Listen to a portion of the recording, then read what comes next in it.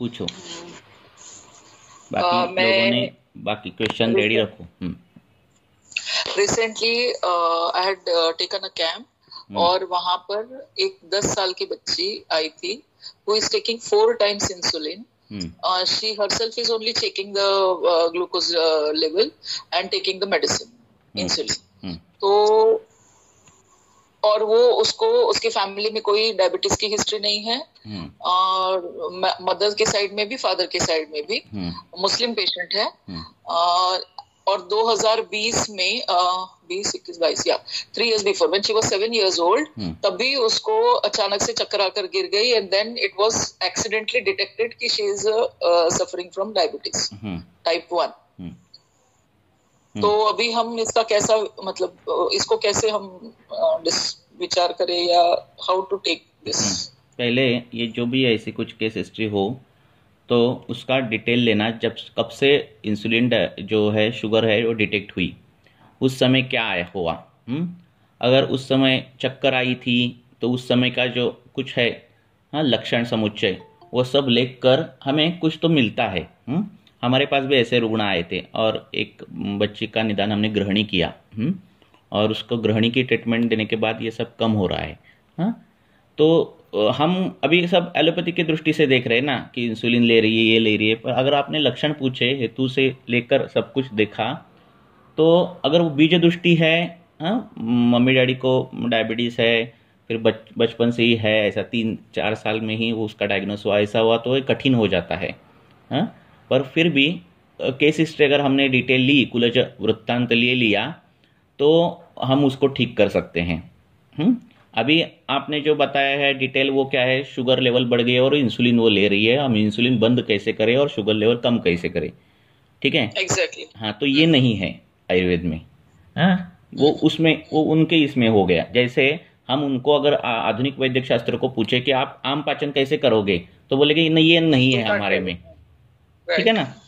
वो क्या बोलेंगे, बराबर. ये हमारे में नहीं है। इसका मतलब वो ट्रीटमेंट नहीं दे रहे, ऐसा नहीं है, वो ट्रीटमेंट करेंगे, पर वो इनमें नहीं है। आप अगर आप एमडी मेडिसिन के इंसान को पूछोगे कि आप ये अग्नि कैसा ठीक करोगे, है ना, इनके अग्नि तुष्टि है, अग्नि कैसे ठीक करोगे, बोलेगा वो नहीं है हम में, हम तो सेफेलोस्पोरिन देंगे और उसको ठीक करेंगे। वो ठीक करेंगे ना रुग्ण, और उसमें वो नहीं है।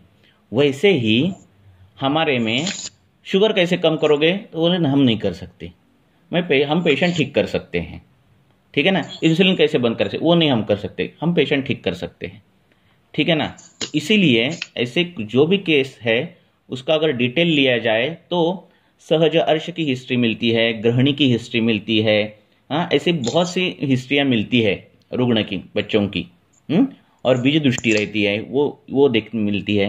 तो कुछ तो मिलता है। ऐसे अगर केस हमने लिया तो ये केस सॉल्व होने लगेगा। हाँ, हम क्या करते हैं, एलोपैथी के हॉस्पिटल में रहते हैं, कैंप एलोपैथी के करते हैं, और फिर उसमें से आयुर्वेदिक की सोच डालने का प्रयत्न करते हैं। यही गलत होता है फिर। ठीक है ना। तो क्या करो, कभी भी नहीं, ऐसा मतलब आया। वो तो वैसे 1100 बच्चे हैं सर हाँ, औरंगाबाद में. ठीक है ना। उपाजान या समथिंग ऐसा कोई तो भी इंस्टीट्यूट है, where they are treating it free of cost. मतलब सबको इंसुलिन और देखो उसके आधे पैसे. देखो तो हाँ, तो हाँ, यही बोलिए. हो गया कि सस्ता, जो फ्री रहता है वो सभी अच्छा ही होता है, ऐसा नहीं है। हाँ, आपका Exactly, भले, मैंने आपका उनके सुनो, मम्मी पापा को आपका वही बोला कि आपका आप आयुर्वेदिक अगर. हाँ, हाँ, बोलिए सर. आपका अगर उद्देश्य भी अच्छा हो, अगर मैं डर्मेटोलॉजिस्ट हूँ, हाँ, मेरे पास सोरियासिस का रुग्ण आया और मेरा उद्देश्य बहुत अच्छा है कि उसको मैं ठीक करूँ, तो भी मैं उसको स्टेरॉइड दूंगा। मेरा उद्देश्य कितना भी अच्छा हो कि उसको, उसका सोरियासिस ठीक होना है और मुझे बेटा मेथाजोन देनी है, बिक्लोमेथाजोन देनी है, क्लोबेटाजोन देनी है, फिर भी वो रीनल फेलियर में जाएगा। ठीक है ना। तो सिर्फ उद्देश्य अच्छा है इसका मतलब ट्रीटमेंट अच्छी है, ऐसा नहीं होगा। उनको वो क्या है, अभी का ट्रेंड कैसा होता है, फ्री में है। हाँ, क्या लो उपयोगी कैंप है, ये इसके अंडर सब हो जाता है फिर। तो ऐसा नहीं होता। तो उनको ये पहले ये करो, फिर डिटेल उसका कुल जो व्याधि वृत्तांत, सब कुछ वृत्तांत ले लो, वो केस आयुर्वेद के परफॉर्मा जो है उसमें बिठाओ, और फिर वो उसको ट्रीट करने लगो। हम्म ठीक है। हम्म ठीक है ना। क्योंकि हम क्वेश्चन कभी अराइज नहीं करते, एमडी मेडिसिन के पास कि आप क्यों नहीं आम पाचन कर रहे हो, ज्वर का रुग्ण है, नहीं करते, क्यों नहीं करते? नहीं, तो मैंने उनको वही कहा कि आप इंसुलिन ले रहे हो, वो she should get shifted to medicine, मतलब इंसुलिन लेने, अगर इंसुलिन कम करते जाने के बाद क्या लक्षण दिखाई देते हैं, उसके मुताबिक व्याधि निश्चय हो जाता है। हमारे पास जब रुग्ण अभी आते हैं, हेपेटाइटिस भी हो गया, और उसके बाद में शी वाज एडमिटेड यहाँ पे औरंगाबाद में घाटी करके है गवर्नमेंट मेडिकल कॉलेज, तो वहां पर जब भी वो एडमिट हो गई उसके बाद she is like not having infection on end of. नहीं तो प्रीवियस हिस्ट्री ऐसी थी कि बार बार बीमार पड़ती थी, और अब वो बीमार नहीं पड़ रही है जब से घाटी में एडमिट होकर आई है। क्या होता है, बहुत छोटे छोटे कारण रहते हैं, पर अगर आयुर्वेद के चश्मे से देखोगे तो होता है। बच्चों को बहुत ज्यादा अम्बुपान करने बोलते हैं, हाँ, स्कूल में पेरेंट्स भी, हाँ, वो एक कफ का है, हाँ, व्याधि कफ की होती है और अम्बुपान करने बोलता है, हाँ। शीत जल जो है वो अभिसंधि होता है और वो गुरु गुण का होता है। ये कैसे है कि अगर हमने गर्म पानी के गुण देखे बॉइल्ड वाटर के, तो ये लघु है और अनभिसंधि है। इसका मतलब हम रोज का जो पानी पीते हैं वो गुरु है और अभिसंधि है। ऐसा अभिसंधि गुरु जल अति अम्बुपान अगर बच्चों में ज्यादा दिया तो उनमें बहुत सी बीमारियां होती है, ये आजकल दिखता है। अब ये हेतु कितना सिंपल है, मॉडर्न में उनको बोला तो इतना क्या होता है पानी पीने के बाद, क्लियर ही हो जाएगा ना सब ट्रैक, ऐसे बोलेंगे वो, ठीक है ना। तो ये सिंपल ऐसे बहुत हेतु है बच्चों में, ठीक है ना, ऐसे बहुत हेतु है। तो ये सिंपल चीजें है ना, वो नजरअंदाज की जाती है आधुनिक वैद्य शास्त्र से, जो आयुर्वेद की दृष्टि से बहुत महत्वपूर्ण है ना। तो ये सब जो चीजें हैं, इसीलिए आयुर्वेदीय जो परफॉर्मा है उसके हिसाब से केस हिस्ट्री अगर लोगे, अगर वो आधुनिक वैदिक शास्त्र की दवाइयां बंद करोगे तो लक्षण क्या दिखाई देते हैं, इसके ऊपर आपका व्याधि विनिश्चय होता है, ठीक है।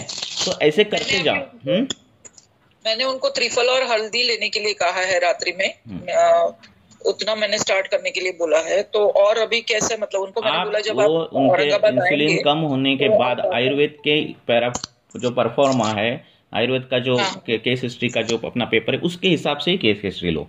एलोपैथी का एक चैम्बर ब्रेन में अलग रखना, आयुर्वेदिक का अलग रखना। जब आयुर्वेदिक सोचोगे तो आप बीज दृष्टि से उधर से सोचो, फिर क्या क्या है बचपन से लेकर क्या क्या है वो सब देखो और उससे फिर आगे जाओ, तो अभी केस सॉल्व होगी। ये ऐसे नहीं होगा, देयर इज नो मेडिसिन जो शुगर कम करे, हाँ, अलग अलग रिसर्च हुए, ये वो सब कुछ बताता है, ऐसा नहीं होता। माय क्वेश्चन इज कि type 1 diabetes is like they say कि पैनक्रियास के cells, islet, Langerhans and everything is dead, so insulin produce ही नहीं कर सकता body, that is the type 1 diabetes. तो इंसुलिन का ही मतलब होने दो, कुछ भी होने दो, कुछ भी होने दो। तो हम आपको मालूम है पैंक्रियास डिजीज आप बोल रहे हैं ना, आपको मालूम ही नहीं होगा पैंक्रियास, तो क्या करोगे बताओ? अगर आपने एनाटॉमी नहीं पढ़ी, फिजियोलॉजी नहीं पढ़ी मॉडर्न, देन फिर आप क्या करोगे? तो एक तो आप मान रहे हो कि आयुर्वेद एक कंप्लीट साइंस है। यस ये इसमें तो कुछ डाउट नहीं है। जी बिल्कुल। तो उसमें तो कुछ कहाँ पैंक्रियास दिया ही नहीं है, उसमें तो बीटा सेल दी ही नहीं है, फिर ये कैसे हो गया? आप एक जगह आप बोल रहे हैं कि ये पूरा कंप्लीट साइंस है और दूसरी जगह आप वैक्सीनेशन कर रहे हो, दूसरी जगह ये कर रहे हो, वो कर रहे हो, कुछ भी कर रहे हो। ये नहीं होगा, ये दोगलापन नहीं होगा, ठीक है। एक तो कंप्लीट साइंस मानो या फिर मत मानो, ठीक है ना। मानना है तो पूरा मानो, ठीक है ना। अब ये 7 साल का बच्चा है, अभी दांत गिरने वाले हैं उसके, है ना। तो दंत जब आते हैं तब भी व्याधि है बताई गई है, उसका भी विचार होना चाहिए, वो हुआ है क्या, नहीं हुआ है। बहुत सी चीजें हैं, क्या एक लेक्चर में क्या बोलूं, है ना। माता जब स्तनपान दे रही थी उसके पास उस टाइम पे क्या स्तन्य दृष्टि थी क्या, उसका विचार होना चाहिए, है ना। ये रुग्ण के अगर लक्षण देखे तो वो ज्वर में है, क्षय रोग में होता है, आ रहा है कि क्या बोलते हैं अपस्मार में उसकी ये हिस्ट्री आ रही है, हाँ, ये सब देखो ना। वो चक्कर लेकर गिर गया था ना, चक्कर आने के बाद, तो वो हिस्ट्री भी है क्या, वो सब देखो। और फिर उसके मुताबिक आयुर्वेद के हिसाब से एक तो कंप्लीट साइंस मानो उसको, और फिर उसके हिसाब से केस हिस्ट्री लो। और बीटा सेल नहीं दिखेगी, कुछ भी नहीं दिखेगा, ठीक है। ओके। तो फिर अग्नि मांद्य को अगर हम कंसिडर करते हैं तो अग्नि मांद्य की ही ट्रीटमेंट करनी है, ऐसा आपका कहना है क्या? ऐसा ही कहना है। एक किडनी पर लोग पूरी जिंदगी जाती है, है ना? जी जी हाँ, कितने जी जी शरीर में ऐसे बदलाव आ जाते हैं कि शरीर में अगर एक घटक कम हो तो दूसरा अडॉप्ट, घटक हाँ, उसकी जगह बॉडी लेता है। अडॉप्ट कर हाँ, लेती है, बराबर तो बराबर, हाँ। वो आप इतना ज्यादा मत सोचो कि क्या होगा, इंसुलिन कुछ तो शरीर करेगा, पर आपके लक्षण क्या है उसके हिसाब से वो उसका केस ये करो। Okay okay, thank you sir. ठीक है, आगे नेक्स्ट क्वेश्चन। फटाफट क्वेश्चन पूछो ताकि ज्यादा क्वेश्चन हो हर डिस्कशन में। नमस्कार सर। हाँ बोलो। सर मैंने ग्रुप पे फोटोज भेजी थी हाँ, व्रण की। बोलो। वो पेशेंट मेरे पास आ रही है 1 महीने से, उससे पहले उसने 7 महीने के लिए एलोपैथिक ट्रीटमेंट लिया था। उसकी टांगों पे वो रेड रेड से स्पॉट्स हो जाते हैं, और वो घाव उसका 8 महीने से था। यहाँ घाव तो हमारा हमने भर दिया, लगभग भर चुका है पंचवल्कल कषाय से धावन करके, और वो मंजिष्ठा आदि वटी किशोर गुगुल त्रिफला गुगुल ये मतलब डिफरेंट रिजीम्स चला के हमने वो कर दिया। बट अब क्या हुआ कि परसों वो लेडी मथुरा गई मोटरसाइकिल पे दिल्ली से, और वापिस आई, और रास्ते में बारिश आ गई। वो अगेन वो जो चीज थी रेड रेड स्पॉट्स वाली, उसने कुछ गलत खाया नहीं, बट स्टिल उसमें उसने सिर्फ उसके संक्रमण से जो उसने यात्रा की बाइक पे और गीली हुई, उससे सारा वापस से वो रेड रेड टांगों पे आ गया। उसका क्या रीजन हो सकता है सर? इसको किस तरीके से मतलब विचार कैसे किया जाएगा? हो गया केस? जी सर। अब आपने सब हेतु लिए, सब कुछ लिया। जब ये आपको जो अभी टांगों पे रेड रेड आया है ना, आपको आपने व्रणारोपण किया है। देखो आयुर्वेद में सबके लिए ट्रीटमेंट के लिए, चिकित्सा के लिए सिद्धांत है। आयुर्वेद सिद्धांत पे चलता है। अब उसका जो कुछ प्रकरण है, रेड रेड टांगों पर आया है, अभी आपने लक्षण नहीं बताए, हेतु नहीं बताए, फिर भी मैं एक जनरल आपको एक गाइडेंस दे रहा हूँ। व्रण का रोपण करना ये जो चीज है, व्रण किससे हुआ है? बहुदोष अवस्था से हुआ है, कुछ दुष्ट हुआ है, पित्त का उष्ण तीक्ष्ण द्रव गुण जो कुछ बड़ा है, तो उससे वो मांस में जाता है, व्रण पैदा करता है, ऐसा वो व्रण दिख रहा है। ठीक है, रोपण कब करना रहता है? जब अभ्यंतर दोष आपने ठीक किए हैं तब। अभ्यंतर जो दोष है अगर वो आपने ठीक किए हैं, उसका शोधन किया है, शमन किया है, वॉटेवर किया है, फिर व्रण का रोपण करना रहता है। ये पहली बात। इसीलिए उसने कुछ क्या वो खाने में कुछ ये हुआ वो हुआ, कुछ भी हुआ, इसलिए व्रणोत्पत्ति वापस हुई। ठीक है ना? कभी कभार ये ऐसे कुष्ठ के पेशेंट आते हैं जिसमें ये व्रण जो है ना, कुष्ठ के पूर्व रूप में दिया है कि व्रणोत्पत्ति शीघ्र स्थिति। व्रण जो होते हैं वो कैसे पूरे अंदर तक गए रहते हैं व्रण। तो ये कुष्ठ का भी पूर्व रूप मान के अगर हमने चले तो ट्रीटमेंट देते समय क्या करना है? कभी भी पूरे हेतु निकालो। आप पहले के लेक्चर कभी अटेंड किए क्या नहीं मालूम नहीं, पर पूरे के पूरे हेतु निकालो ढंग से। किस वजह से क्या हुआ है? ये जो केस लग रही है ये पित्त कफ ऐसी केस है जिसमें पित्त बड़ा है, पित्त कफ संश्लिष्ट ऐसी केस दी है। तो ऐसे केस में बता रही थी इसने जो सेकंड डोज वैक्सीनेशन की ली है उसके 15 दिन के बाद ये हुआ इसको सब, और अचानक से हुआ ऑल ऑफ सडन। ठीक है, तो ये सब कुछ है। तो ऐसे पेशेंट में जब ऐसा पित्त कफ संश्लिष्ट हो तो पहले पित्त की ट्रीटमेंट करनी है। गुगुड़ बिगुड़ पहले यूज नहीं करना है। गुगुड़ जो व्रण को है पाकावस्था में लेकर जाता है, वो उष्ण है, तीक्ष्ण है। ठीक है, तो इसीलिए पहले क्या करना, कभी भी कि हेतु निकालो। उसके वजह से क्या हुआ है? पित्त कैसे बढ़ा है? द्रव गुण से बढ़ा है, उष्ण गुण से बढ़ा है, तीक्ष्ण गुण से बढ़ा है। फिर ये उष्ण तीक्ष्ण गुण मांस को पकाते हैं, सड़ाते हैं, व्रण उत्पत्ति करते हैं। तो पहले पित्त की ट्रीटमेंट होनी चाहिए। रक्तपाचक हो या फिर विरेचन हो या फिर पित्त ज्वरग्न के दवाइयाँ हो, धमासा हो, वासा हो, परपटक हो, अनंता हो, ये दवाई उसको देनी चाहिए। आप पित्तज विसर्प में जाओगे तो आपको दवाई मिलेगी, पित्तज कुष्ठ में जाओगे वो दवाई मिलेगी। ये पहले दो, उसका शमन करो। बहुदोष अवस्था हो तो शोधन करो पहले। रोपण का पहले ये मत करो, धावन करो, पर रोपण का ये मत करो, क्योंकि बहुदोष अवस्था है इसलिए सब कुछ हुआ है ना। दूसरी चीज है, यही से किया था तीव्रित अवले से विरेचन ही दिया था स्टार्टिंग में। नंबर 1 जो फर्स्ट एक्शन लिया वो त्रिवृत अवलेश से विरेचन देके फिर ये स्टार्ट किया था। और कभी भी क्या करना, ऐसे पेशेंट अगर आ गए, बहुदोष अवस्था के जो पेशेंट रहते हैं, हाँ, वो अगर आ गए तो कभी कभी क्या करते हैं लोग कि महातिक्त घृत चालू करो, ये करो, चालू करो, ऐसे नहीं कभी करना है। हाँ, अगर एक वाग्भट्टाचार्य ने सूत्र दिया है, न घृतम बहुदोषाय देयम, कि अगर बहुदोष हो तो घृत नहीं देना है। हाँ, यत न विरेचनम, जो घृत विरेचन नहीं करेगा, जिसमें ऐसा देखो घृत आपने ले लिया है और 1-2 घंटे में मोशन आ रही है, ऐसा घृत दे सकते हो। देखो मैं क्या बोल रहा हूँ, ऐसा घृत दे सकते हो, पर बहुदोषावस्था है और शमन के लिए आप महातिक्त घृत दे रहे हो, तिक्त घृत दे रहे हो, तो ऐसा नहीं देना है, ऐसे वाग्भट्टाचार्य ने बोला है। हाँ, और फिर ऐसा अगर दिया गया तो होता है तेन दोषो क्लुप स्तब्ध, वो क्या हो जाता है, दोष जो है और बढ़ते हैं, त्वग रक्त पिशितम पचेत, वो जो सब दोष और बढ़ने के बाद मांस सड़ाते हैं, रक्त खराब करते हैं, और जो व्रण है आपका, जो दोष जो व्याधि है वो बढ़ जाता है। तो कई बार ऐसे वैद्य बोलते, जो हमारे स्टूडेंट बोलते कि हमने तिक्त घृत दिया और बढ़ गया, तो ये इस वजह से होता है। तो उस घृत से विरेचन होना चाहिए, रेचन होना चाहिए, ऐसे घृत दे सकते या फिर मत दो। हाँ, पहले क्या करो, पित्त का शमन करो, फिर कफ का शमन करो। ये आपका जो पित्त कफ संश्लिष्ट हो तो ऐसे करो।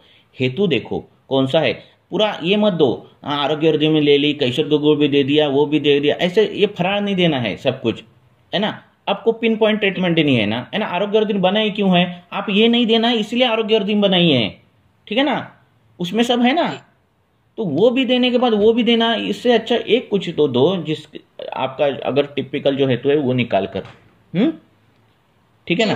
हाँ, फिर रोपण विपण का काम करो, फिर व्रण रोपण होगा और वापिस वही है गुना। अरे वो व्रण रोपण हुआ ही नहीं है, अंदर अभी भी दोष है। हाँ, ऊपर से हील हुआ है, आपको लगता है व्रण रोपण हुआ है, तो वो शाखागत हो गए, ये उस पर रेडनेस आ गया है, सब कुछ आ गया है। हाँ, अभी उसको रक्तपाचक, दमासा है, पटोल है, कुटकी उसमें डाल दो। हाँ, जो रुग्ण है, 1 मिनट है, जरा आवाज आ रही, दरवाजा बंद करता हूँ, कुटकी डाल दो उसमें।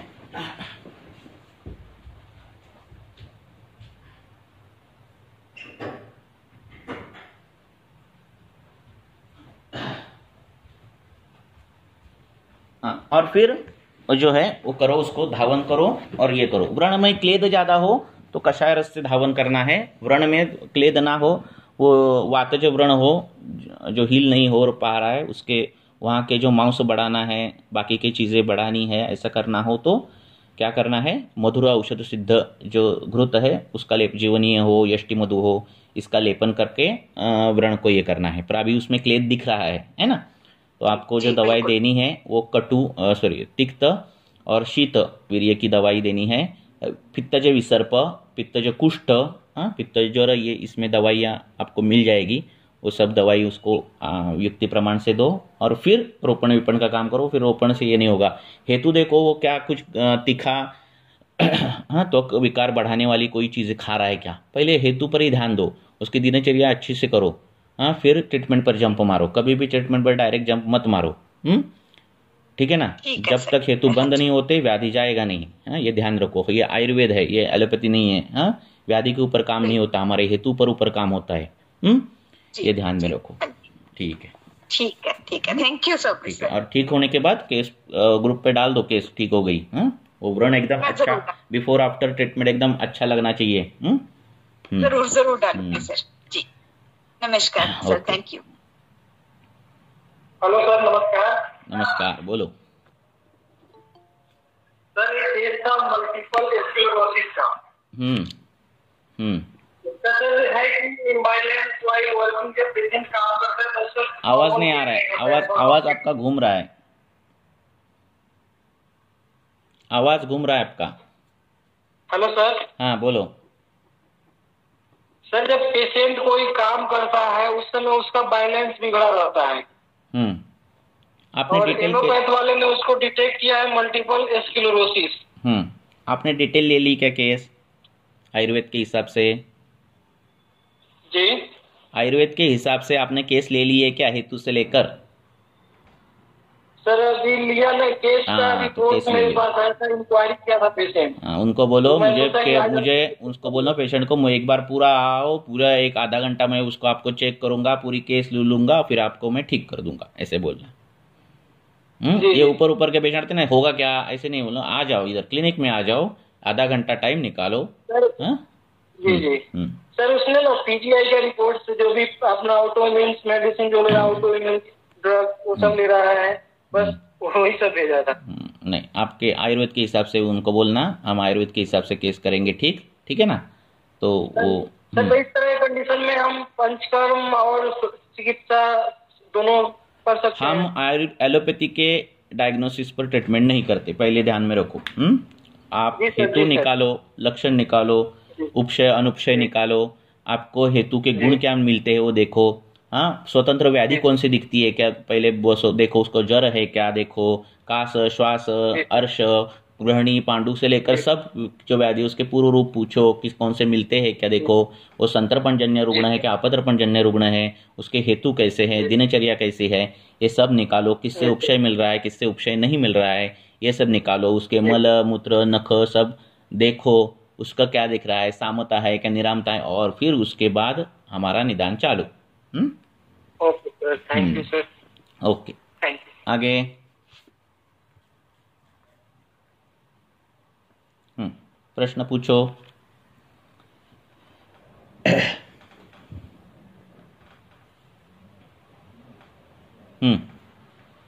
हेलो, बोलो। हेलो, बोला हेलो सर। एक एक पूछो। हाँ सर, एक मिनट। हाँ, एक मिनट। हाँ, बोलो अब। हाँ नमस्कार सर। एक सिस्टायटिसची केस आहे। तर पेशंटला वारंवार सदाह, सशूल मूत्र प्रवृत्ती आहे, जेंट्स पेशंट आहे, आणि हेतूंमध्ये अजीर्णाशन होतं रुग्णाच्या, विदग्धा जीर्णाची लक्षणं होती, वारंवार खाखा पेशंटला होती, अध्यशन हा हेतू एक होता, आणि मागच्या वर्षी रुग्णाला कोविडमध्ये एक 11 mm चा स्टोन झाला होता, तो स्टोन लिथोट्रिप्सीनी काढला होता. आता राईट अँड लेफ्ट किडनीमध्ये 4 mm च्या आसपासचे 2 स्टोन होते. मग रुग्णाला हेतू बंद करायला सांगितल्यानंतर आणि जेव्हा उदर परीक्षण केलं तेव्हा यकृत दारडे, यकृत शूल होतं आणि बस्ती प्रदेशी शूल होतं उदर परीक्षणामध्ये. मग पहिल्यांदा रुग्णाला दिनचर्या समजून सांगितली, 2 वेळेला जेवण, आणि सकाळी जर पित्त प्रकृतीचा असल्यामुळे म्हणे मला नाश्ता नाही केला तर शिरशूल होतं, तर मुगाचं कढण त्यांना घ्यायला सांगितलं किंवा साळीच्या लाह्या, हे 2 ऑप्शन दिले. तर 15 दिवसामध्ये बराच फरक पडला त्यांना अजीर्णाशन आणि विदग्ध जीर्णाची चिकित्सा केल्यानंतरच. आणि फक्त हरळू जे पंचभौतिक चिकित्सेतलं येतं हे व्याधी प्रतिनिधिक म्हणून वापरलं.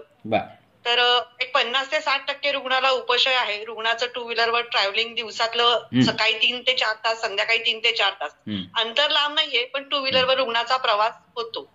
आता रुग्णाला 50 ते 60% उपशय आहे, पण तो सिस्टायटिसचं अजून म्हणजे ते जे दिवसाच्या दुपारनंतर 12-1 नंतर पुन्हा रुग्णाला वारंवार किंवा सशूल मूत्र प्रवृत्ती होते. आणि दुसरी गोष्ट, जेव्हा त्यांनी आधी ॲलोपॅथीकडे गेले होते तेव्हा चेक करताना तो प्रोब इन्सर्ट केला असेल तर ती थोडीशी व्रण झालेला आहे. बरोबर. तर तिथे रोपणासाठी त्यांना मी जात्यादी तेल दिलं, आणि मागच्या आठवड्यामध्ये त्यांना पंचवल्कल क्वाथ आणि भामन करायला सांगितल्यानंतर बऱ्यापैकी त्यांना उपशय आहे, पण अजून 30 ते 40% केस राहिलेलीच आहे. तर त्याचा कसा विचार करायचा? 21 दिवसामध्ये 50 ते 60% उपशय आहे. 21 दिवस. बर, ठीक आहे, चांगला आहे ना, फरक पडणार त्यांना. और कंटिन्यू करोगे तो और फरक पडेगा. अच्छा.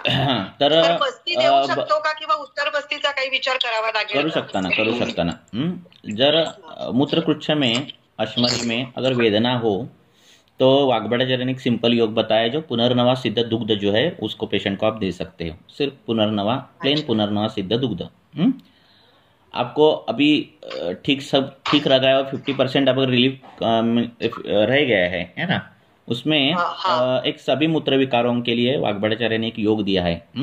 उसमें कंटकारी है, बृहति है, सालवण है, शालीपर्णी है, पुष्णिपर्णी और अपना जो है गोक्षुर वो है. इससे सिद्ध दुग्ध करो.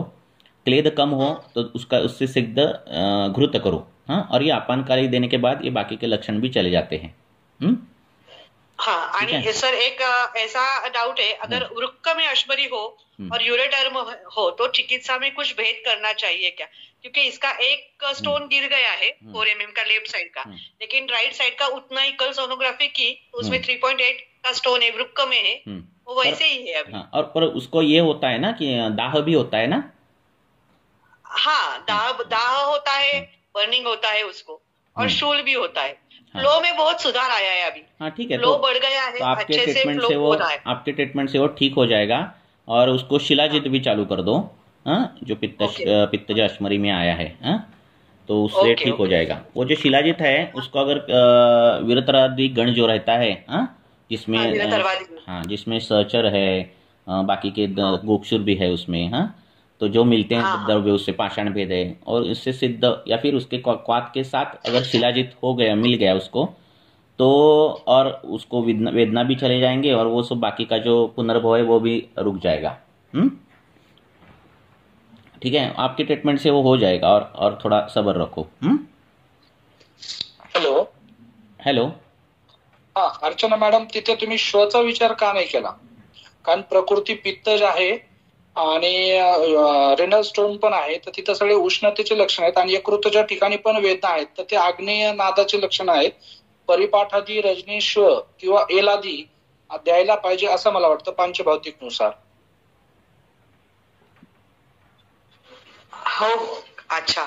आणि थोडा आज 25 दिवस झालेत ना, होणार ते अजून 25 दिवसात क्लिअर होऊन जाईल. काय होतं, पाचन जास्त होईल, त्याच्यामुळे दाह कमी नाही होणार. तिथं तुम्हाला द्रवता वाढवणं गरजेचं आहे, त्याच्यामुळे तिथं शो जर दिलं तर दाह कमी होईल, आणि रजनी पण पाहिजे. गोक्षूर जे आहे ते क्लेद वाढवून मूत्रप्रवृत्ती वाढवतं. तो गोक्षूर ये विरतरादि गण में आता है.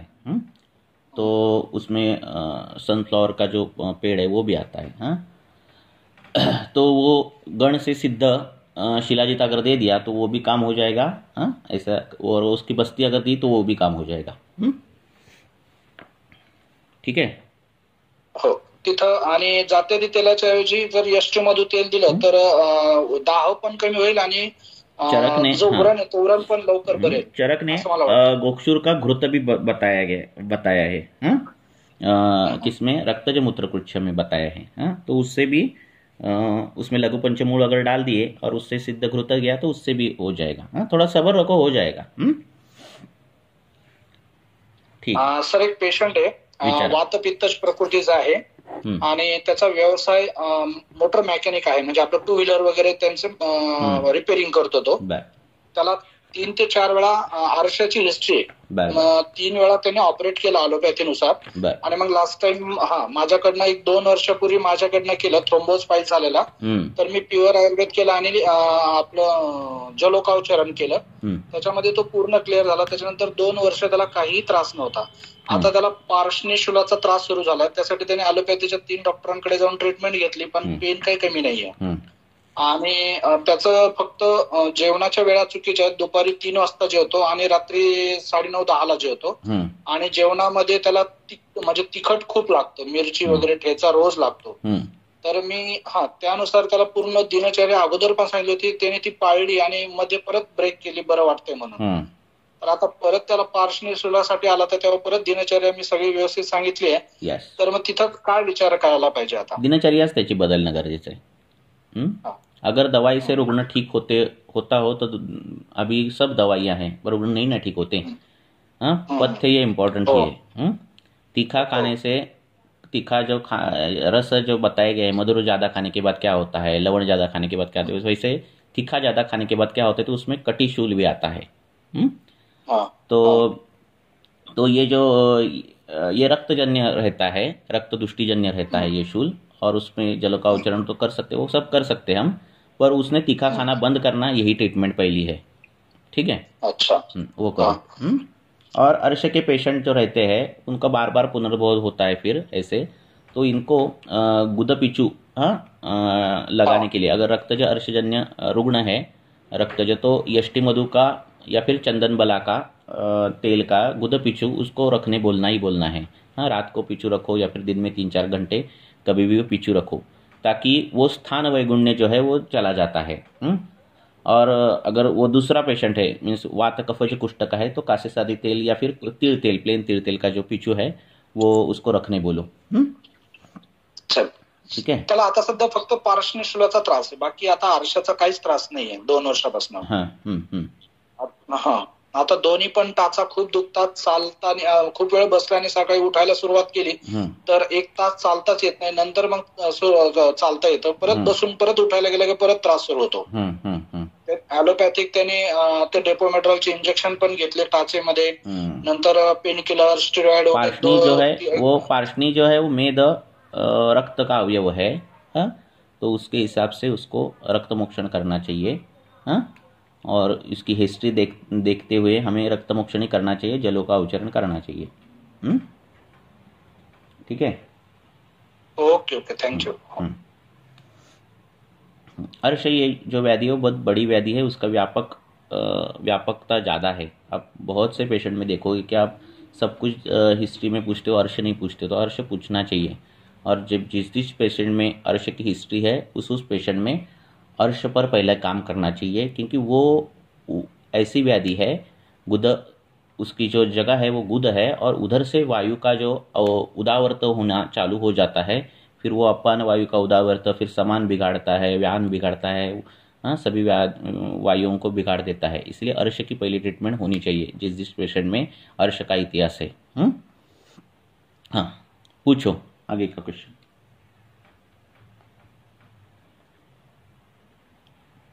पूछो, किसको पूछना था? अभी बीच में पूछ रहे थे ना कोई.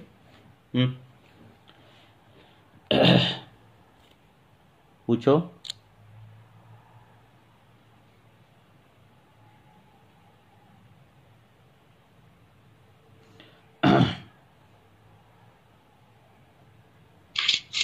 हेलो, बोलो.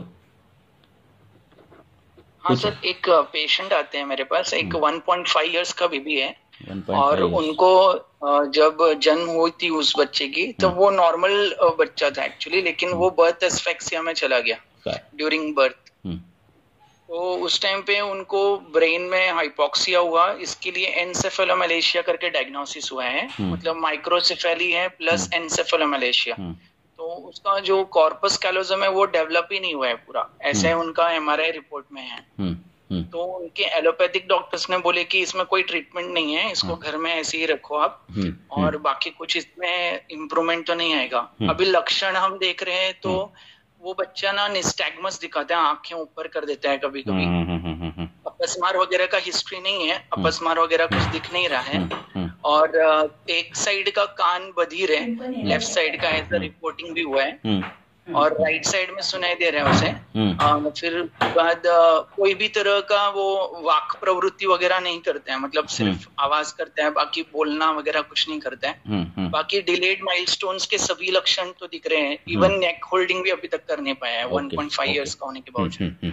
तो ऐसे टाइम पे मैं अभी उनको मज्जा तेल का बस्ती स्टार्ट किया हूँ, बराबर है, एक 10 ml to 15 ml ऐसे देता हूँ, और एक once in a week या twice in a week ऐसे स्टार्ट किया हूँ. और उनको लक्ष्मी विलास तेल है ना भैषज्य रत्नावली का, उसका हम उसको स्नेहन कर रहा हूँ अभ्यंग. ठीक है. तो और क्या हम इसमें कर सकते हैं क्या उस बच्चे के? ये तो बहुत ही अच्छी ट्रीटमेंट है. और जो अजा का ब्रेन जो रहता है, तो उस सिद्धक तेल में वो भी डालना है, और जो बड़ी अस्थि है उसमें से मज्जा निकाल कर मज्जा तेल बनाना है. और ये तेल का उसको बस्ती तो दो, पर अभ्यंग करो, कि बच्चों को अभी अभ्यंतर ट्रीटमेंट में अभ्यंग करना ये बहुत इंपॉर्टेंट है. रोज उसको अभ्यंग करो, सिर पर अभ्यंग करो, पूरे शरीर को अभ्यंग करो इस तेल से. ठीक है. और पेट में अभी क्या दे रहे हैं आप? मैं उनको इंटरनली सिर्फ सुवर्ण ब्राह्मी स्टार्ट किया था, एकदम सूक्ष्म मात्रा में, ऐसे एक गोली दिन में पूरा 3 दिन चलना चाहिए, ऐसे सूक्ष्म मात्रा में दे रहा था. और बाकी उनको सिर्फ लाक्षणिक दे रहा था, जैसे कि उसको पेट वगैरह फूक जाता है कभी कभी, तो ऐसे. अभी वो आवाज निकाल रहा है क्या? कुछ आवाज कुछ बोलता है क्या थोड़ा सा? नहीं सर, कुछ भी वो बोलता ऐसा नहीं है, और हम बात भी करते हैं तो वो ध्यान नहीं देता. तो उसको अभी जो चाटन है, जो घृत का चाटन देना है, और घृत जो सिद्ध करना है वो वचा यष्टि विश्व, एक वाग्भटाचार्य में एक घृत आया है. उसमें ये जो मैं बोल रहा हूँ ये इंग्रेडिएंट है, इससे वाणी अच्छी हो जाती है. कल चालू किया था उसको. हाँ ठीक है, तो वो चालू करो. और सबर अभी ये इतने बच्चे में है तो उसको टाइम लगेगा। जो कुछ डेवलपमेंट हम कर सकते, जितनी कर सकते उतनी तो कर सकेंगे, उससे आगे उसका नसीब है। ठीक है, तो ये क्या होता है, बच्चे में क्या होता है, लिमिटेशंस आते हैं दवाइयाँ अंदर लेने के लिए। बहुत सी लिमिटेशंस आते हैं, तो हमें बच्चों में अभ्यंग करना, अवले का चाटन करना, घृत का चाटन करना, हाँ ये सब करना पड़ता है। और इससे धीरे धीरे, क्योंकि वो अल्प बल रुग्ण है ना, तो अल्प बल रुग्ण में जो दवाई है वो धीरे धीरे कम मात्रा में मृदु दवाई देनी पड़ती है। ठीक है, टाइम पीरियड ज़्यादा लगने दो ट्रीटमेंट का, पर दवाई एकदम ज़्यादा वीर्यवान नहीं होनी चाहिए, ज़्यादा मात्रा में नहीं होनी चाहिए, ये ध्यान में रखो। अभ्यंग जो है वो नित्य करना है। लाक्षादी तेल करके है, वो भी उसके भी उसमें भी क्षय रोग आया है, हाँ जिसमें क्षय है कम है, जिसमें हाँ जो मांस क्षय है, सब क्षय है। तो इसमें लाक्षादी तेल करके भी आया है, तो उसमें वो माता को भी और बच्चे को भी वो तेल लाभदायक है, तो वो भी तेल आप लगा सकते हो। मज्जा और ये अजा का जो ब्रेन है, हाँ मस्तिष्क मज्जा, तो वो सब उसका निकाल कर उसका तेल लगाओ, उसका भी घृत सिद्ध करो, और उसका घृत सिद्ध करके उस घृत का चाटन दे दो, तो उसको डायरेक्ट मज्जा को मज्जा मिल जाएगी उसको। तो ये ज़्यादा इफेक्टिव होगा घृत से उसको ये करना, क्या करना, सिद्ध करके मज्जा को। और वो थोड़ा थोड़ा घृत उसको अल्प मात्रा में ही देना है, ज़्यादा नहीं देना है। तो ये कर दो चालू। और सर ऐसे टाइम पे पेशेंट्स के जो पेरेंट्स होते हैं वो हमेशा ये क्वेश्चन पूछते हैं कि कुछ इम्प्रूवमेंट आ सकता है क्या, आने वाला है क्या, फिर हम करेंगे। बोलना उसको कि मैं भी एक डॉक्टर हूँ, मेरे में और आप में यही डिफरेंस है कि मैंने संहिताएं पढ़ी है, बस इससे ऊपर मैं कुछ नहीं हूँ। ठीक है ना, तो आपका व्याधि और उसके ऊपर गई दवाई ये मुझे मालूम है, कितना फ़र्क पड़ेगा, कैसा फ़र्क पड़ेगा, ये अब अभी ये ऐसे व्याधि में तो हम भगवान के ऊपर छोड़ रहे हैं। ठीक है, तो उसका कंसेंट फॉर्म भर के ट्रीटमेंट देनी, कभी भी अच्छे हो पेरेंट्स तो कुछ ज़रूरत नहीं, पर कुछ प्रॉब्लम रहता है तो इसलिए कंसेंट फॉर्म भर के ट्रीटमेंट देनी, और फिर उसकी ट्रीटमेंट दे दो। हाँ बाकी कुछ जो है, हाँ कर्म विपाक जो है वो काम करेगा, उसके हिसाब से उसको उपशय मिलेगा। इतने बच्चे में होने वाली व्याधियाँ, 3 साल के पहले होने वाली व्याधियाँ वो कर्म विपाक से होती है। हाँ तो ये आयुर्वेद मानता है, तो उसके हिसाब से जो कर्म विपाक उसका खत्म हो जाएगा तो वो ठीक हो जाएगा। कल्याण का अवलेय जिसने, बहुत सी दवाई है, माँ कल्याण का अवलेय है, हाँ बहुत सी दवाई आपको मिल जाएगी उत्तर स्थान में। पर पेशेंट ये जो है कौन, पेरेंट्स को ये सब बताओ और ट्रीटमेंट चालू करो। सर इसमें अभ्रक भस्म कर सकते हैं? देखो करने में कुछ भी करने में आप सुवर्ण भस्म भी कर सकते हो। भस्म में तो वो ब्रॉड स्पेक्ट्रम है, कौन सा व्याधि उसमें कवर नहीं है, सभी कवर है। हमें क्या करना है, एक अभी जो उसकी जो डेवलपमेंट है वो ब्रेन डेवलपमेंट कम है, मज्जा धातु कम है, इसलिए आंखों में भी उसको प्रॉब्लम दिखाई दे रहा है। ठीक है ना, तो हमें अभी मज्जा धातु अच्छा करने के लिए क्या करना पड़ेगा वो ध्यान में रखना चाहिए। तो हमें मज्जे से ही मज्जा अगर वर्धन करना हो तो वो ईजी रहेगा। ठीक है ना, तो ये अजा मांस की मज्जा और जो बड़ी हस्तियाँ रहती है उसमें से मज्जा निकालो उसका, और जो उसका ब्रेन रहता है, जो भेजा बोलते हैं, वो भेजा वो ले लो, उसका तेल बनाओ, उसका घृत भी बनाओ, और वो उसको अभ्यंतर और बाह्य अभ्यंग, ये ऐसा उसको चालू करो। कुछ भी जो कुछ इम्प्रूवमेंट मिलेगा तो इससे मिल जाएगा। सर इसमें स्टेम सेल्स का कैसे रोल हम ये कर सकते हैं? जैसे स्टेम सेल्स के रिसर्च हुई है तो उसमें ऐसे बच्चों में इम्प्रूवमेंट बताया गया है मॉडर्न के हिसाब से, तो हमारा स्टेम सेल्स ये स्टेम सेल ही है ना, ये हम मज्जा निकाल रहे और उसका ये कर रहे हैं। हाँ तो वो बस्ती के स्वरूप में अंदर जाएगा बॉडी में, राइट?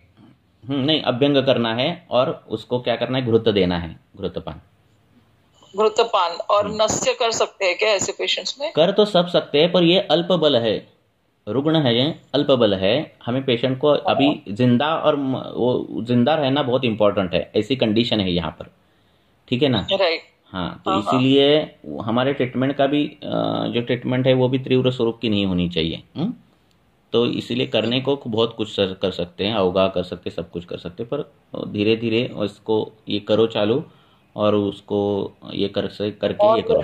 गुडुची भी हम इसमें इस्तेमाल कर सकते हैं, कर सकते हैं। वही है, क्या है अभी हमें क्या चाहिए, शरीर भाव है ना, उसको रिप्लेसमेंट करना है। तो होता क्या है, हमारा हम जो प्राणी जो है, हम प्राणी हैं, तो हमें प्राणिज द्रव्य जो है वो इजीली एब्सॉर्बेबल है, ठीक है। ओके। अगर मेरे में मांस क्षय है तो मांस रस is the best choice. Okay. If I am vegetarian then तो अभी यहाँ पर हम अग्निमांद्य का मतलब हर ऑर्गन का अग्निमांद्य हो गया है, हर धातु का अग्निमांद्य है, राइट? बाय बर्थ ही है ना वो, तो एस्फिक्सिएशन हो गया, बाय बर्थ हो गया। तो अभी उसको कंजेनाइटल में नहीं डाल सकते, बट बाय बर्थ है। ये बीज दृष्टि है, ये बीज दृष्टि है, इसीलिए बीज संस्कार इम्पोर्टेंट है जो आयुर्वेद में है ना। कभी भी चांस मत लो, पहले शोधन करो शरीर का, ठीक है, बीज दृष्टि करो और फिर चांस लो। ये इम्पोर्टेंट क्यों है, ये है ना। आग लगने के बाद आप फायर ब्रिगेड को बुलाओगे, एक तो फ्लोर जल जाएंगे ही ना, ठीक है ना। हाँ, इसीलिए तो सब कुछ है ना। ठीक है।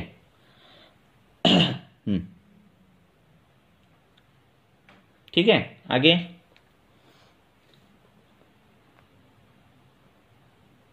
बालानाम अंगवर्धनम, ऐसे बहुत से घृत आए हैं। तो ये घृत भी कर सकते हो, पर ये जो मैंने बोला है ये बहुत अप्रोप्रिएट हो जाएगा इसमें।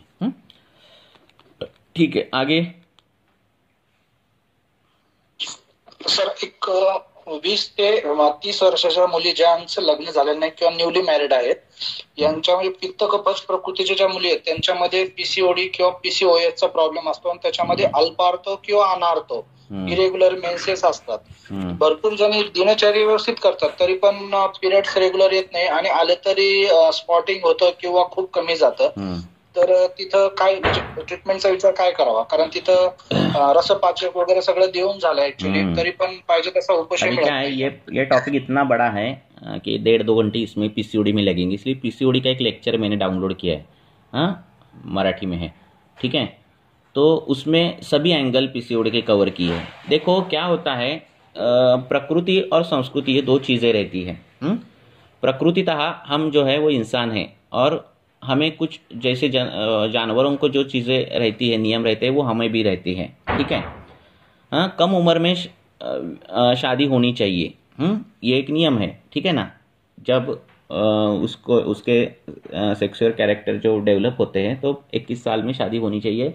अभी के पढ़ाई के जो ये है हमारा जो कुछ है चल रहा है, तो उसमें क्या होता है, ये होता नहीं। तो अव्यवहाय जो है वो स्थूलता का कारण है और यही कारण स्रोत इसका भी कारण है। किसका है? शुक्र स्रोत दृष्टि का कारण है ना। तो ये कारण जो है ये नित्य अभी व्यवहार में दिखते हैं, इसीलिए पीसीओडी की और ये भी है और बहुत सी बाकी की भी चीज़ें हैं, रजचर्या नहीं पालन करना, ये भी चीज़ें रहती है। तो ये तो ये कॉमन कारण है अभी के इसमें, इसलिए पीसीओडी इतना कॉमन हो गया है।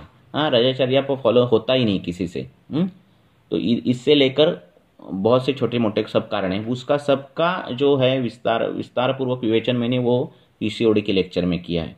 तो वो अगर लेक्चर सुनोगे तो बहुत आपको आइडिया क्लियर हो जाएगी। पीसीओडी बहुत बड़ा टॉपिक है, इस पर 1 घंटा 1-1.5 घंटा 2 घंटा बोलने की चीज़ है, ऐसा है।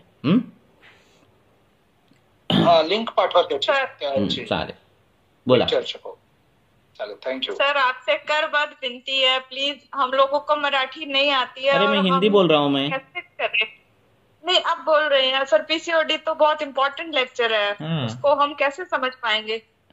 समझ सकते हो ना। अभी वो लेक्चर मराठी में है, किसी मराठी से कोई जो दोनों भाषा जानता हो, इससे थोड़ा ये करो। देखो, मैं हर जगह नहीं ये कहूँगा, ये मैंने ग्रुप किस लिए बनाया है, आपके केसेस और डिस्कस। तो क्या होता है, हर एक पर्सनल मुझे केस डिस्कशन पूछता है ना।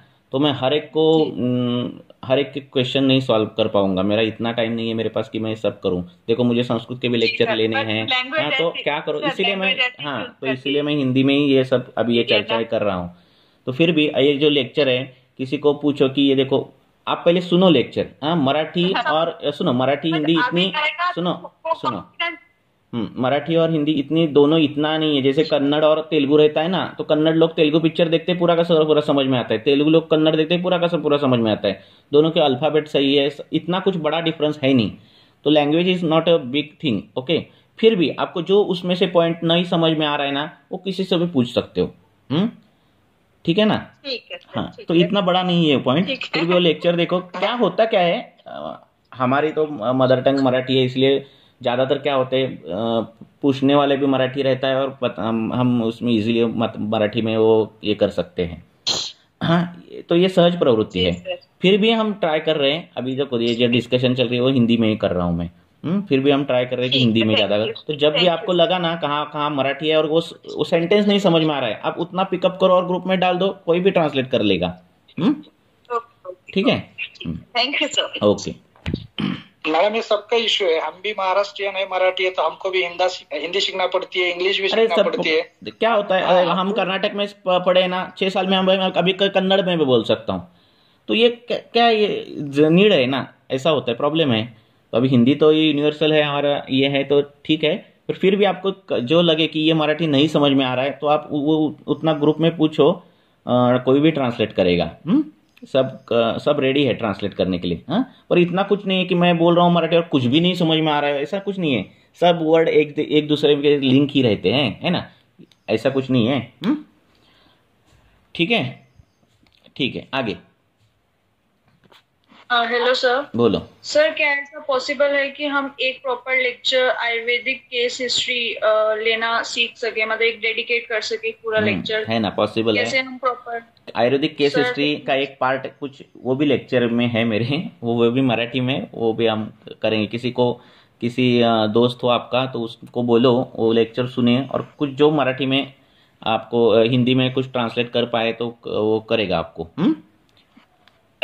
मुझे लेने के लिए बहुत लेना है, मैं टीका वाचन भी लेता हूँ, 1.5 साल ले रहा था, अभी टाइम नहीं मिल रहा है इसलिए वो भी बंद है। संस्कृत का अध्ययन ले रहा था, basic from A to Z Sanskrit, Panini व्याकरण तक, उसको भी टाइम नहीं मिला है, वो भी आधा हो गया। फिर क्या होता है, पहले सब इंटरेस्ट रहता है सबको सुनने में, पढ़ने में, ठीक है, पर जब होमवर्क दिया जाता है खुद करो ऐसा किया जाता है तो आदमी वो गायब हो जाता है। ठीक है, डिस्कशन ये अच्छा क्यों लगता है, ये डायरेक्ट आपको सॉल्यूशन दे रहा हूं मैं। अगर मैंने आपको ये बोल दिया कि नहीं ये मत, अर्श का ये नहीं करो, अर्श के सूत्र स्थान चित्र चिकित्सा स्थान में ये है वो पढ़ो, तो आप कभी लेक्चर को आओगे भी नहीं। ठीक है ना। तो ये डिस्कशन लेकिन अच्छा है ना कि मतलब नहीं, अच्छा ही है, अच्छा ही है, बुरा नहीं है, पर कैसा है जो इंटरेस्ट रहता है ना किसी का भी, वो सॉल्यूशन के ऊपर ज्यादा रहता है। ठीक है ना, तो ये बात है। ज्यादा हाँ, तो केस हिस्ट्री के उसका भी लेक्चर लिया है, वो भी अपलोडेड है, वो चैनल को ये करो तो आपको सब सब्सक्राइब करो, आपको सभी लेक्चर मिल जाएंगे। मैं एक बार सभी लेक्चर की लिंक भी भेजता हूँ ग्रुप में। हाँ, तो अभी ज्यादातर अभी वो जो टीका वाचन है सूत्रस्थान का, वो तो हिंदी में ही चल रहा था, और उसके भी हिंदी सब ये लेक्चर्स है। अभी जो डिस्कशन है वो भी हिंदी में चल रहा है। ठीक है, ओके सर। लैंग्वेज बड़ा प्रॉब्लम नहीं है, आप क्रिएट कर रहे हो इतना बड़ा, इतना बड़ा नहीं है। ठीक है, ओके, आगे। Hello sir. बोलो. हाँ सर, तो एक केस झाली होती, श्वास की थी वो, मतलब लास्ट वीक आई थी, तो उसका हेतु मतलब उसने बताया कि लास्ट ईयर उसने कुछ तो ज्यादा हेवी वर्क किया, ऐसा शिफ्टिंग का वगैरह, तब उसको एक बार वेग आया था श्वास का, लेकिन फिर साल भर कुछ नहीं था। क्या किया था? शिफ्टिंग किया था। Shifting house shifting, home shifting. तो उसके बाद उसको एक वेग आया था लास्ट ईयर, बट उसके बाद पूरे साल कुछ नहीं था। देन अगेन अभी जैसे बारिश शुरू हो गई तो अभी उसको वापस शुरू हो गया, और फिर डॉक्टर ने वो एस्थलीन वगैरह वो सब दिया। तो अभी मतलब उसकी प्रकृति ऐसे है कि उसको मूत्रदाह और उष्णता उसके भी डिसीज होते हैं, मतलब उसको कुछ भी उष्ण दिया तो मूत्रदाह ऐसा भी लक्षण उत्पन्न होता है। ये लेडीज है रुग्ण? हाँ, लेडी कितना 40 ईयर्स है। और बल उसका बहुत कम है, ऐसे खाने में कुछ शेंगदाने, मतलब वो नट्स है या फिर टोमेटो, ऐसी कुछ चीजें आई तो भी उसको परेशानी होती है। तो ऐसे मेडिसिन देते टाइम, तो ऐसे जो रुग्ण होते हैं ना, ये ऐसे औरतें होती हैं, बता रहा हूँ मैं भी, जो कृश होती है, कुछ भी खाने लगोगे, ये चीज नहीं उसको सूट होती, वो चीज नहीं सूट होती, हाँ, कोई भी हार्डवर्क किया जाए तो वो पूरा का पूरा हार्डवर्क नहीं कर पाती। हाँ, उग्र शब्द जो है वो सुन नहीं पाती, उसका किसी ने गुस्सा किया वो नहीं कर पाते। हाँ, ये मृदुत्व उनमें रहता है, बराबर है। डॉक्टर के पास बार बार जाती है, अलग अलग डॉक्टर चेंज करती है, अलग अलग दवाइयाँ लेते हैं। हाँ, मुझे कुछ हुआ है, इसको बार बार लगता है ना, मैं बीमार हूँ। किसी को भी जब भी किसी से बात करेगी तो पहले आपकी खुद की बीमारी क्या है वो बताएगी। ठीक है, सेल्फ अटेंशन उसमें ज़्यादा रहता है। तो ये जो अल्पबल रुग्ण जो रहते हैं उनमें उनको बल बढ़ाने के लिए, हाँ, बल किससे बढ़ता है, ऐसे अगर ग्रंथकारों ने तो मांस से बढ़ता है, रक्त से बढ़ता है, हाँ, शुक्र से बढ़ता है, ओज से बढ़ता है। ये अगर धातु अगर अच्छे हो गए तो बल बढ़ता है। तो ये बल बढ़ाने के लिए जो अध्याय है वो है राजयक्ष्मा अध्याय, हाँ, जिसमें आपका बल कम हो गया है, अल्प बल हुआ रहता है, और फिर सपनों में ये चीज़ें दिखती है, वो चीज़ें दिखती है। हाँ, तो इस राजयक्ष्मा अध्याय में जो घृत बताए गए हैं वो ऐसे चालू करो उनको। उससे बेस्ट जो घृत है मांस सर्पी घृत आया है। हाँ, एकदम सिंपल है, कोई भी बना सकता है, उसमें जीवनीय द्रव्य है और ये है मांस रस जो है उससे वो सिद्ध करना है। तो उस घृत चालू करने के बाद उसकी इम्यूनिटी बढ़ती जाएगी, वेट थोड़ा बढ़ते जाएगा और छोटे छोटे लक्षण जो है वो कम होते जाएंगे। तो क्योंकि क्या है, आप उसको एक एक दवाई देते जाओगे, वो एक एक सिम्टम और बताते जाता है रुग्ण। ठीक है, वैसे ही हो रहा है, मतलब और सुनो ना, और क्या होता है, आप बढ़ रहा है कि मैं क्या दूं, आप कंफर्म ही नहीं हो पाते। क्योंकि अगर आप एक अच्छा सा पूरा स्टडी करके एक दवाई आपने लिख ली, 2 दिन बोलेगी वो अच्छा लग रहा है, फिर चौथे दिन वो दिखाई नहीं देगी, 5वें दिन आप पूछो कैसा, नहीं वैसे के वैसा ही है, ऐसे हो गया। हाँ, तो ये मनोदैन्य है। ठीक है, तो मन पर काम करने वाली दवाई और सर्व धातु बढ़ाने वाली दवाई, ऐसे दोनों काम करनी चाहिए आपको। हाँ, तो राजयक्ष्मा के घृत चालू करो ताकि उसकी शारीरिक बल जो है वो सच में कम है, वो सच में बढ़ जाएगा। और जैसे शारीरिक बल बढ़ जाएगा, मानसिक मन का भी बल बढ़ जाएगा। क्योंकि मन जो है वो शरीर के भावों पर भी निर्भर है। हाँ, अगर शारीरिक बल ही नहीं है तो मन का बल कहाँ से आएगा। तो वो उसका बल बढ़ाओ, और मन के बल बढ़ाने के लिए जो कुछ दवाइयाँ हैं हम घृत ही दे रहे राजयक्ष्मा में। हाँ, तो ये घृत जो है वो मन का भी काम करेगा। क्योंकि क्या है, अगर देखा जाए तो ये जो रुग्ण है वो अनेक व्याधि का संकर है, बराबर है। हाँ। उसको पूछो सिर्फ उसके बाल झड़ते का, हाँ ही बोलेगी, वो ना बोलेगी नहीं। और उसको बोलो पिंडी को दुष्ट है क्या, वो हाँ ही बोलेगी। उसको बोलो आपको अजीर्ण होता है, हाँ ही बोलेगी। ये देखो पूरा व्याधि का संकर है, और ये सब व्याधि का संकर किस में आता है, राजयक्ष्मा में आता है। ठीक है, तो उसका पेट भी फ्रिक्वेंटली मतलब मोशन खराब होता पैटर्न भी चेंज होता है। हाँ, खराब होता है पेट, सभी लक्षण उसमें रहेंगे। हाँ, और कई लक्षण है भी नहीं भी, पर उसमें वो तो हाँ बोलेगी। तो उसको राजयक्ष्मा की ट्रीटमेंट करो। ठीक है, और मधुर रस सेवन जो कुछ है उसको ग्रहण कर दो। ऐसा करो उनको। ठीक है। सर एक्सक्यूज मी, बोला ना। ये अभी आप बोल रहे थे कि राजयक्ष्मा की ट्रीटमेंट करनी है, तो अभी राजयक्ष्मा हम सिर्फ लक्षणों के स्वरूप में ही उसको देखना है, या राजयक्ष्मा ये सिंड्रोम है बहुत बीमारियों का, लक्षणों का नहीं, बीमारियों का। ठीक है, राजयक्ष्मा पॉजिटिव आ जाता है तभी हम कहते हैं कि उसको टीबी हुआ है। TB is not equal to राजयक्ष्मा। वही मॉडर्न में आप घुस गए वापस। राइट। टीबी ये राजयक्ष्मा है नहीं। टीबी के बहुत से सिम्टम राजयक्ष्मा में दिखते हैं, इसलिए हम राजयक्ष्मा बोलते हैं। ठीक है, ओके। हाँ, तो टीबी और राजयक्ष्मा नहीं है। तो ये वापस से वो निकाल दो मॉडर्न। राजयक्ष्मा is a group of disease, इसमें सब रोग ही है। उसको कैसे बोले, राजावत है वो। जैसे राजा आगे लोग रहते हैं, पीछे रोग रहते हैं, और बीच में राजा होता है ना, वैसे तो राजयक्ष्मा के जो लक्षण है, अरुचि हो, कास हो, उसके अलग अलग ट्रीटमेंट दी है व्याधि समझकर। ओके। हाँ, तो राजयक्ष्मा इज नॉट टीबी, ये ध्यान में रखो। सर, और एक ये था, एक she is a commissioner by profession, but उनको सिर्फ सैटरडे को ही हेडेक होता है, वॉमिटिंग होती है और एसिडिटी जैसे स्वरूप होता है। शी इज अनमैरिड, और ये टिपिकल सिम्टम होते हैं कि वॉमिटिंग होना चालू हो जाता है, अनइजीनेस होता है, शी इज वेरी थिन, और हेडेक चालू हो जाता है। तो जो हफ्ते के जो वार है, तो उस वार का और हमारे जो दिनचर्या का अगर उसका संबंध लगाया जाए तो जो शनिवार रहता है वो कफ प्रधान रहता है। और फिर वो कफ सोमवार, मंगलवार, बुधवार कम हो गया। फिर 3 दिन पित्त प्रधानता होता है और बाद में वात प्रधानता होती है। ये दिनचर्या के ऊपर मैं बोल रहा हूँ, क्योंकि हमारा जो वीकेंड है वो संडे है, ठीक है। तो सैटरडे को थकना, ये सब होना, ये वात का प्रतीत होता है। ओके। बाकी की भी चीजें मैं सिर्फ गाइडेंस दे रहा हूँ। तो उसके हिसाब से वो आप चिकित्सा देखो।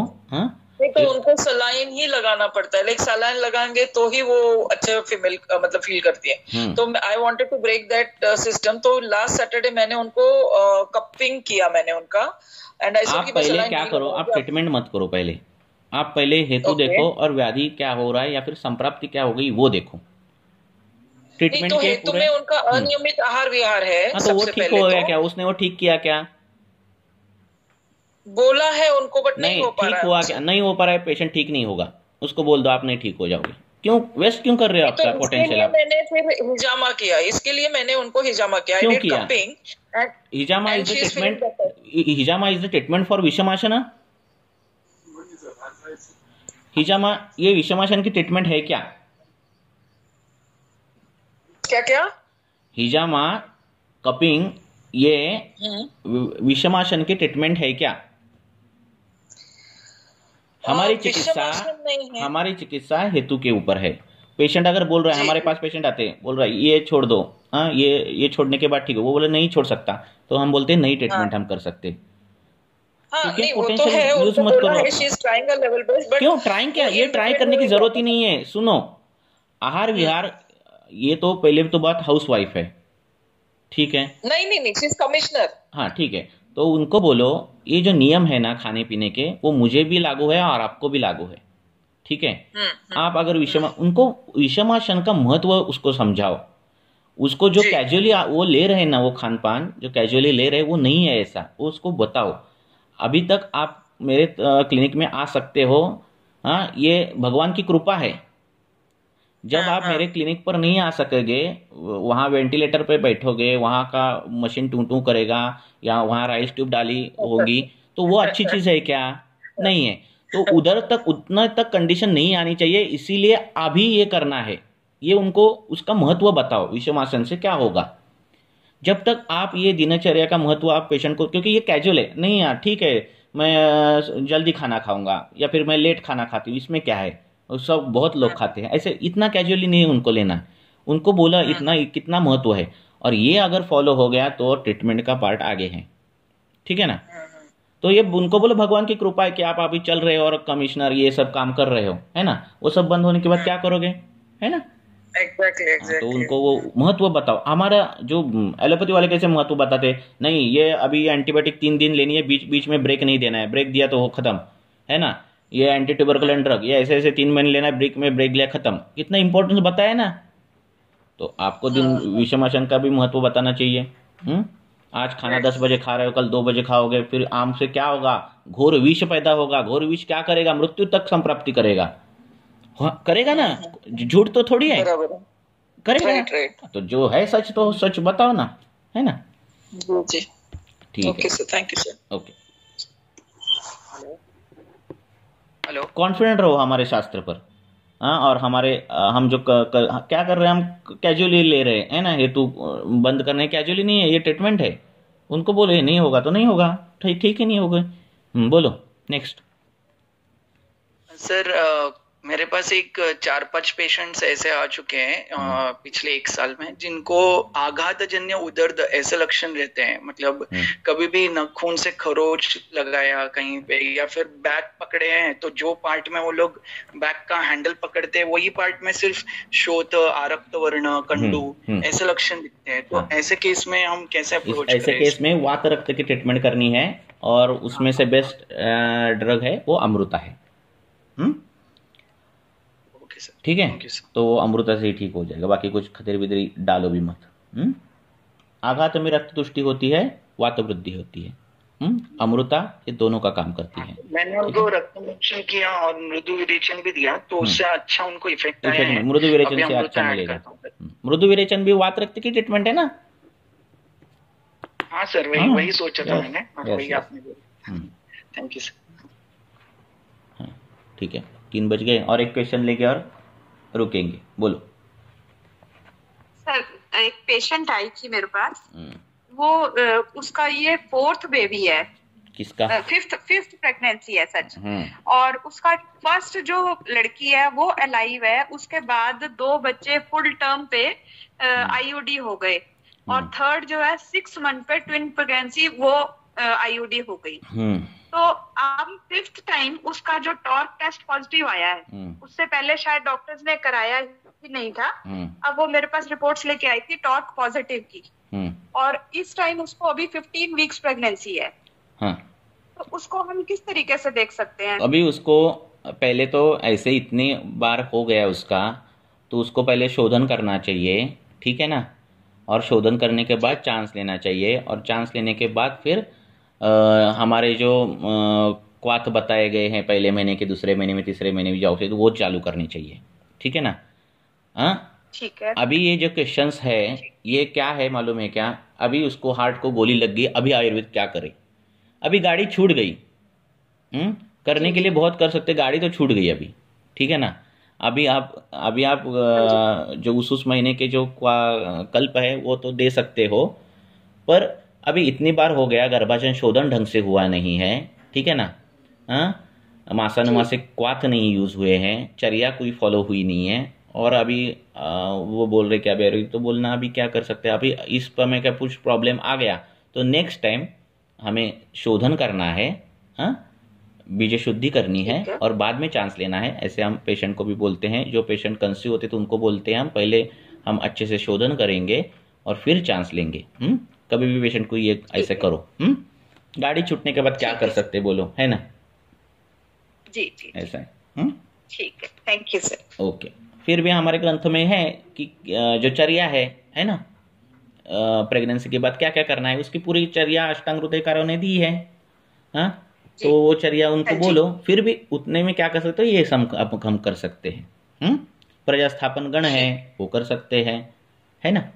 बहुत सी चीजें कर सकते हैं। ठीक है सर, ठीक है, ओके, ठीक है, थैंक यू। ओके, ठीक है। और किसी को कुछ सर है क्वेश्चन? बोलो। Hello sir. सर मी केस हिंदी में, सॉरी सर, मराठी बोला, मी हिंदी देतो उत्तर। कम्फर्टेबल ज्या लँग्वेज मध्ये आहेत त्या बोला। हा चालेल सर। मी केस डिस्कस केलेली लास्ट टाइम। कुठली हो? तुमच्यासोबत। एक 60 इयर्स ओल्ड मेल पेशंट की त्यांना ॲनिमियाचा त्रास होता सर, की 6 पर्यंत आणि हळूहळू त्यांचं आता 10.8 पर्यंत आलं सर. आपण सांगितलं की तुझी म्हणजे दीपन पाचन करून त्यांना पांडू मी त्यांना डायग्नोज केलेलं. तर पांडूनुसार नवायस लोह आणि बाकी गुरुची, त्रिफला, मुस्ता सगळ्या असं पाचनाची चूर्ण सुरू होती सर त्यांना. तर सर त्यांना बरं वाटलं. येस. आणि त्यांच्यासोबत त्यांचे जे बायलॅटरल जॉईंट पेन वगैरे होतं ते पण कमी झालेलं सर, कारण आमपाचन झालेलं. आणि सोबत मॉडर्न ट्रीटमेंट सुरू होती, तर तेवढं काही एचबी पण वाढलं नव्हतं त्यांचं. पण त्यांना सांगितलेलं की ते autoimmune, cold blooded autoimmune anaemia आहे, त्यामुळे त्यांना ते टॅबलेट सुरू ठेवावे लागतील म्हणून स्टिरॉइडचे. तर ते सुरू ठेवायला लावलेली मी. पण हे सुरू केल्यामुळे त्यांचे सिम्पटम्स रिड्यूस झाले होते सर. पण आता लास्ट आणि मी मग नंतर सर ताप्यादी लोह, पुनर्नवा मंडूर आणि लोहासव स्टार्ट केलेलं. आणि सोबत डाळिंब आणि आवळा कॅन्डी वगैरे मध्ये मध्ये सुरू होतं त्यांचं. ओके. पेशंट व्यवस्थित होते सर, काही त्रास नव्हता. पण मागच्या 20 दिवसांपासून त्यांना अचानक म्हणजे डोक्याला मुंग्या येणं आणि थोडासा जॉईंट पेन पुन्हा स्टार्ट झालं सर. तर डोक्याला मुंग्या येणं आणि म्हणजे मला पित्ताचेच लक्षण वाटत आहेत सर ते जास्त. पित्ताचे लक्षण आणि मग आम पण वाढतोय का सर कळत नाहीये. म्हणजे पेशंटची लाईफस्टाईल पाहिली तर साऊथ इंडियन पेशंट असल्यामुळे दह्याचं प्रमाण आहे सर सकाळ संध्याकाळ. दही बंद केलं का नाही मग? मी बंद करायला लावलं सर, मी त्यांना तेव्हाच करायला लावलेलं. पण ते थोडं सुरूच होतं त्यांचं, पण आता स्ट्रिक्टली बंद केलं. तर सर हेतू सेवनामध्ये म्हणजे आणि जेव्हा आधी रक्तपाचन वगैरे सुरू होतं तर हा त्रास नव्हता त्यांना. मला असं वाटलं की पाचन पूर्ण झालंय तर म्हणून मी पुढे ताप्यादी लोहा आणि बाकी रक्तपाचन चालू ठेवा ना, रक्तपाचन चालू ठेवायचं. दाढीमध्ये घृत चालू ठेवा. दाढीमध्ये घृत जे आहे ते वात कफ जे शूलामध्ये पण आलेलं आहे. त्यामुळे घृताचं म्हणजे त्याचा काळ कसा सांगायचा त्यात ते पण मॅटर करेल ना. काळ कसा, त्याला शमन मात्रेत द्यायचे घृत आणि सकाळी, शक्यतो सकाळी आणि रात्री झोपता, रात्री नाही तर संध्याकाळी असं त्यांना 1-1 चमचा असं द्यायचं दाढीमध्ये घृत. सकाळी ब्रश केल्यानंतर 2 चमच नाही, आंघोळ झाल्यानंतर. ओके, आंघोळ झाल्यानंतर सांगू का सर? कधी पण आंघोळी नंतरच. कभी भी नहाने के बाद ही कुछ भी खाना है, ये ध्यान में रखो. पहिला नियम. ओके. आंघोळ झाल्यावर सर कुठलं पण घृतपान असेल तर आंघोळ झाल्यानंतर? कुठलं पण असं नाहीये. आता आपल्याला दाढीमध्ये घृत द्यायचंय, त्याचं काम मूळ वातानुलोमन आहे. बरोबर, लक्षात. आणि आपण पांडूसाठी देतोय, बरोबर आहे ना. त्यामुळे ते आता तुम्ही त्यामुळे सकाळी एक तर नाश्त्यानंतर पण घेऊ शकता व्यानकाळी. जर तुम्हाला ते हृदरोग या कॅटेगरीमध्ये जायचं असेल तर व्यानकाळी द्यायचं, बरोबर आहे. आणि तुम्हाला जर ते रसायन अशा कॅटेगरीमध्ये ऐसा काम उसका करना हो तो वो सुबह नहाने के बाद इस प्रकार से वो रस पे जाएगा, रसायन काम करेगा. ठीक है. हाँ सर, मॉडर्न नुसार आता म्हणजे त्यांची बीपी खूप शूट होते तर मी त्या गोष्टीकडे लक्ष नाही देते. नाही द्यायचं की म्हणजे पित्त वाढल्यामुळेच त्रास होतो. कारण लक्ष दिलं तर काय आपलं डोकं खराब होऊन जाईल. किती कशावर लक्ष द्यायचं आहे की नाही. हा सर, तेच. मग सर नॉर्मल आता रक्तपाचन विथ ते जे चूर्ण सुरू आहेत, अगर दाढ़ी घृत आपको दीपन करना हो तो खाना खाने से पहले देना. रुद्रोग का विचार करना हो तो व्यान के बाद देना. और उसको फुफ्फुस फेफड़ों का कुछ ये है, ऐसा कुछ आपको लग रहा है तो रात को खाना खाने के बाद ऐसे देना. हाँ सर, त्याच्याने आता सर जे मुंग्या आहे ना आणि त्यांना खूप घाम सुटते सर आणि ते होणार कमी. म्हणजे रक्तपाचकात ऍड करू ना सर? हो हो हो हो, चालेल सर. बाकी वेगळं काही नाही ना? नाही, एकदम छान होणार, बरा होणार पेशंट. चालेल चालेल, ठीक आहे सर. Thank you sir. ओके.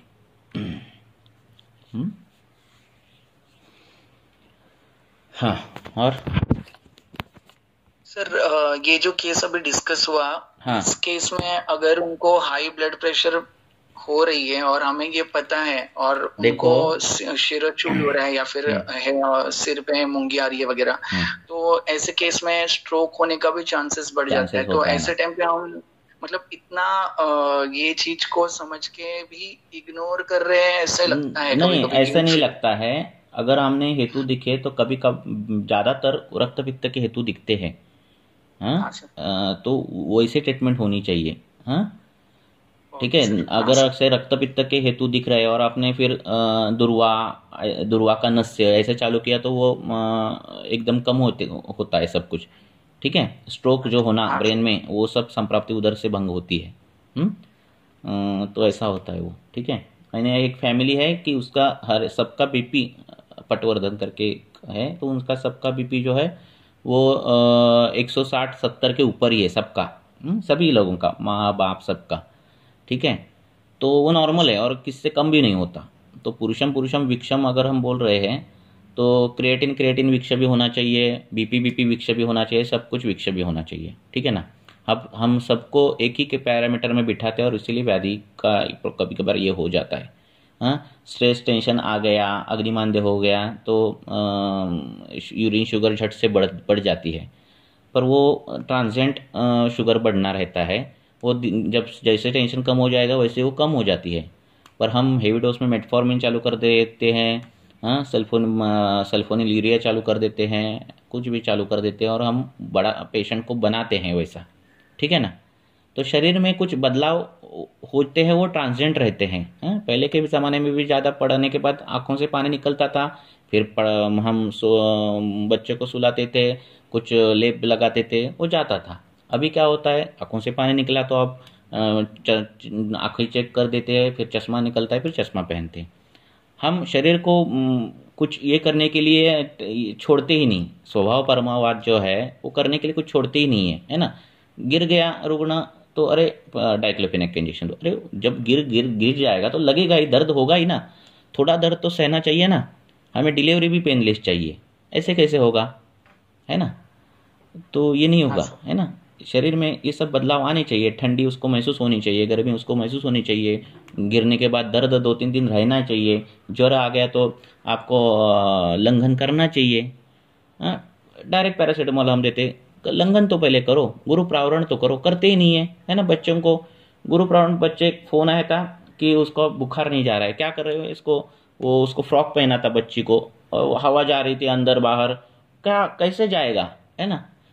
चादर डालिए कि चादर डाली, पतली चादर, उसको बोलो 5 चादर डालो उस पर बच्ची को, तो 5 चादर डाल दी। गुरु प्रावरण बोला है ना, स्वेदन बोला है ना कफो वात ज्वर में, तो 5 चादर जाने के बाद उसका पाचन हो गया आम का, फिर पसीना आ गया।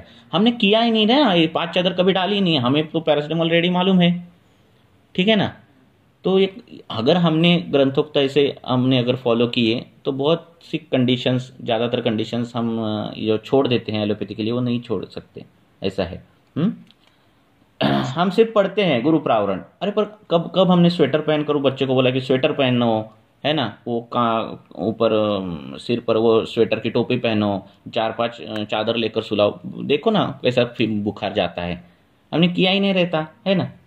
हमें तो वो सस्पेंशन रेडी रहते हैं, मालूम रहते हैं, एक बार दे दो 5 मिनट में पसीना आ जाएगा, वापस ज्वर आएगा, वापस पसीना, ऐसे कर देते हैं हम, है ना। तो ऐसी चीज है। और सर ह्या पेशंट मध्ये पथ्य पालनाला काय राहील सर, कुठल्या म्हणजे दही तर पेशंटला? बंद आताच्या पेशंटला सर, पथ्य अपथ्य?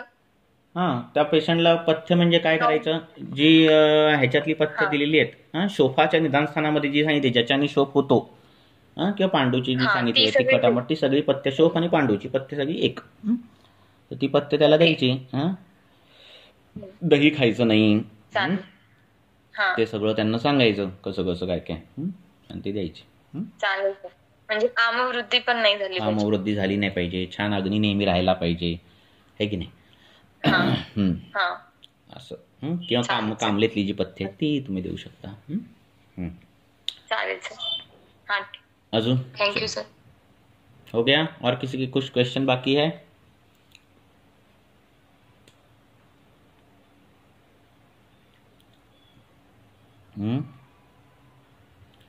ठीक है, हम रुकेंगे अभी। ऐसे ही डिस्कशन के टाइम पे क्वेश्चन रेडी रखो ताकि समय मिले, समय वेस्ट ना हो। ओके, धन्यवाद।